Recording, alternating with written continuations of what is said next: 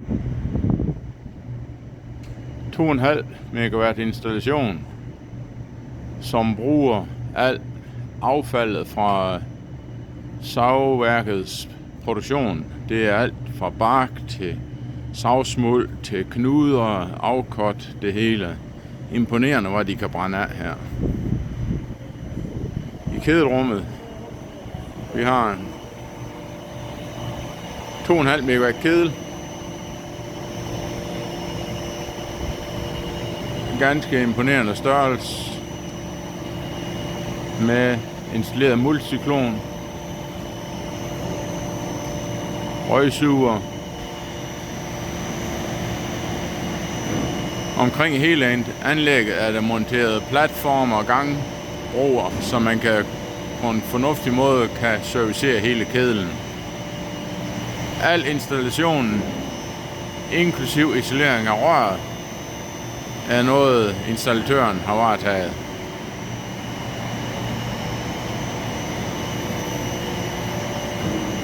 Til anlægget er der Siemens styring med stor 10-tommer touchscreen, desktop computer, som kan tilgås via TeamViewer, vandbehandling, automatisk trykholderanlæg.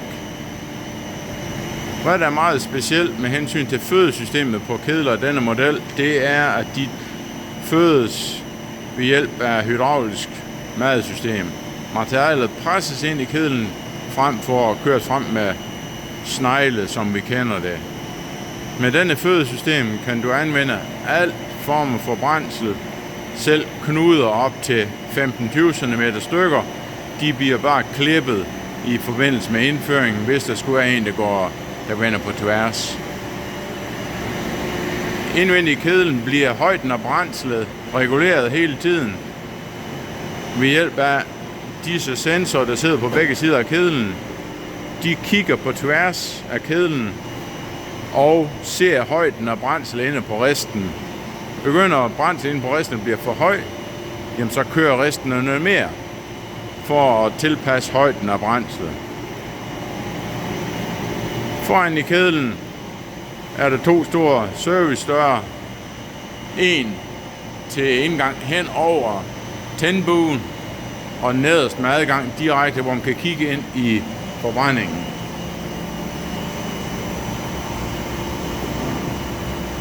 Man har også fuldstændig online overvågning, fordi der på fordøren her, ligesom vi kan kigge ind igennem, så sidder der en kamera, så vi hele tiden kan se forbrændingen og holde øje med, at det kører, som det skal, ind i kedlen. På den anden side af kedlen har vi alle forbrændingsblæserne monteret til de primær 1 blæser, primær 2 blæser, og den TTR, den lille blæser deroppe, det er TTR-blæseren. Selvom kedlen kører i normal drift, har man via denne betjeningspanel mulighed for at køre manuelt med alle rester, alle askesnegle og askespjældet under kedlen. Så man kan bare stå her og køre med det hele. Alle udluftninger op fra rørene på toppen af kedlen, de er ført ned til jorden, så man har en nemt ved at udlufte direkte hernede. Alternativet er selvfølgelig automatudlufter på toppen.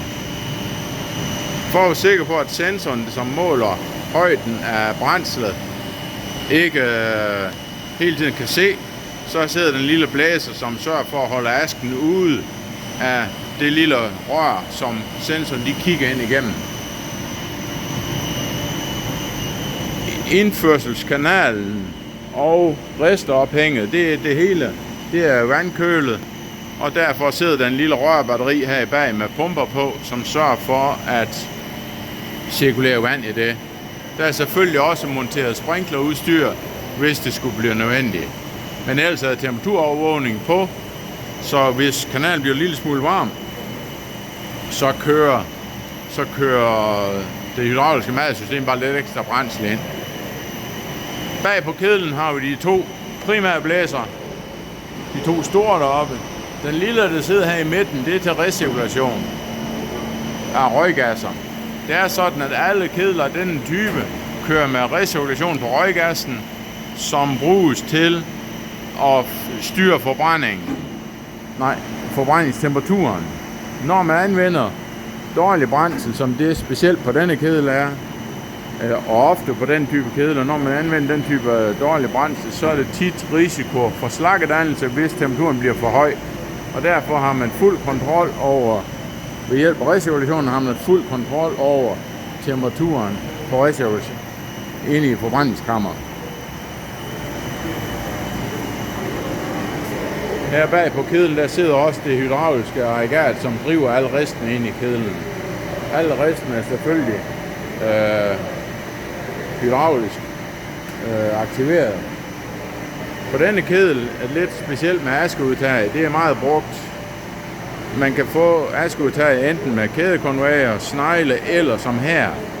Under kedlen er det simpelthen en lille en kælder, hvor der står en askecontainer.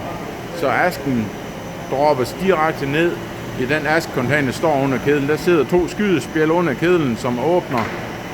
Først åbner den øverst, så falder asken ned på næste spjæl, og så lukker den øverste spjæl, og så åbner den bundspjældet, og så ryger asken direkte ned i containeren. Denne container tager de så ud, lidt afhængig af hvor hårdt de kører, en gang i ugen, og tømmer den så for aske.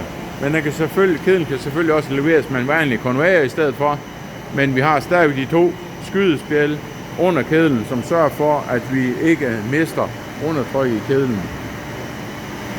På cyklonen her er der blot monteret en askespand, som man kan tage med en truk og køre væk, men i tilfælde af, at vi monterer askesnegl eller askekonvejer, så vil vi selvfølgelig også sætte automatisk askeudtag på cyklonen. Og det gælder det samme med eventuelt posefilter og elektrofilter. Og her ser man, adgangen til rensning af cyklonen. Vi går lige ud og så ser det hydrauliske slangudmad systemet. På denne her skubber vi på stangudmaderne, det vil sige cylinderne, der skubber det hele ind, sidder i den her ende af systemet og skubber brændsel frem.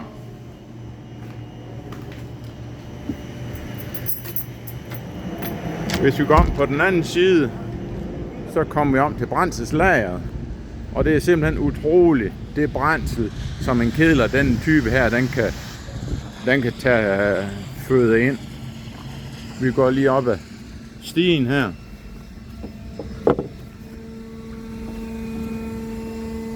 Det her, på det her side af muren, der har man forkammeret, hvor stokeren, den hydrauliske stoker mader, den tager brændsel fra. Og så over ved siden af, der har vi forkammeret brændselslager, hvor kunden tipper alt sit brændsel op i. Og når jeg siger, at den kan køre med alting, så kan I bare se, hvor det ligger her og knuder og ting, så jamen det klipper fødesystemet bare i stykker, når den kører det ind igennem. Og det er lidt imponerende. Men det er fordi den type kedler og fødesystem her er specielt udviklet til savbrug, til anvendelse af alt deres overskud fra produktionen.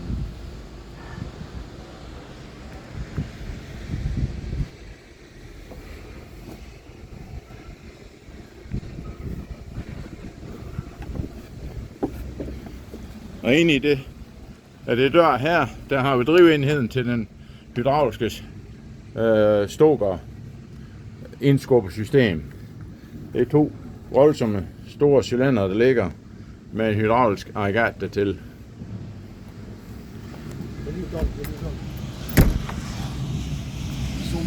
Ja. Ude ved her, der har man alt brændsel til at ligge. Alt overskud fra produktionen. Og det er alt, der bliver anvendt.